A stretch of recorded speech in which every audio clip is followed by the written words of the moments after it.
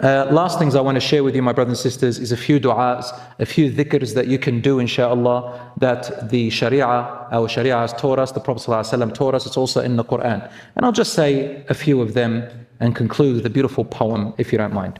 So one of the du'as that the Prophet ﷺ taught us to increase sustenance and quality of life is the following. I just chose the shortest ones. Allahumma inni as'aluka ilman nafi'an rizqan tayyiban amalan mutaqabbala.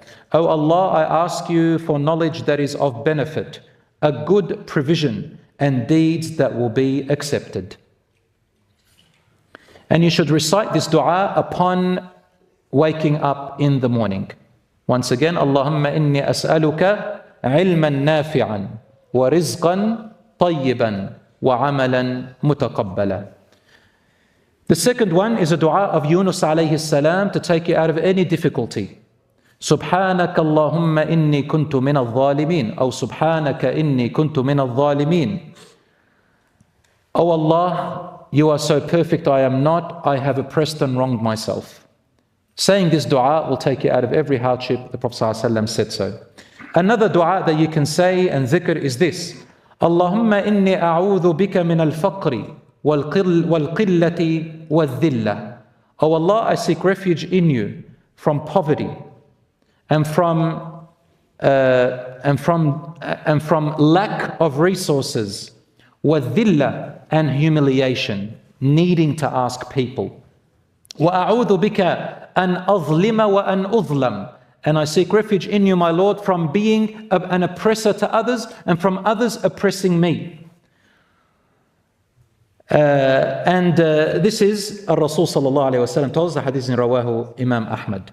So these are some ways, brothers and sisters, some dhikr. Download a book called Fortress of the Muslim and take some dhikr du'as from there that inshallah when you say them, bi'idhnillah, by the will of Allah subhanahu wa ta'ala, it has an effect on the provision, and Allah subhanahu wa ta'ala works with you when you make this dhikr. Finally, I finish with this beautiful poem of reflection. Someone wrote it, I don't know, it's an anonymous person, but I really loved it. It says, I asked for riches that I might be happy. I was given poverty that I might be wise. I asked for power that I might have the praise of men. I was given weakness that I might feel the need of God and empathy. I asked for all things that I might enjoy life. I was given life that I might enjoy all things. I got nothing I asked for, but everything I had hoped for. Almost despite myself, my unspoken prayers were answered. I am among men most richly blessed. In the Quran, every time I saw rizq, there are always four things about it that Allah connects. Number one, rizq is always accompanied with gratitude. You have to be grateful to Allah for the rizq.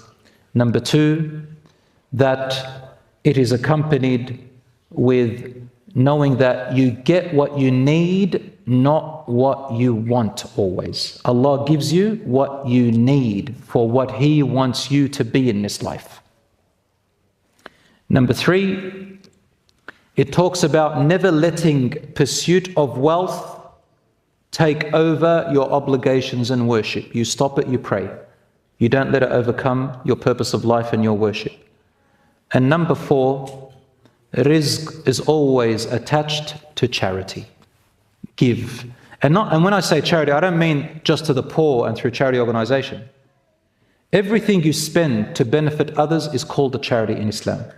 Your wife, your husband, your mother, your father, your children, your siblings, your uncles, your aunts, whatever is within your means and abilities, even what you spend on yourself for your sustenance and livelihood is also called sadaqah and infaq, charity. May Allah subhanahu wa ta'ala protect our brothers and sisters in Palestine and everywhere around the world. May Allah subhanahu wa ta'ala guide us to that which is best and forgive our shortcomings. Wa sallallahu ala nabiyyina Muhammad walhamdulillahi rabbil alameen.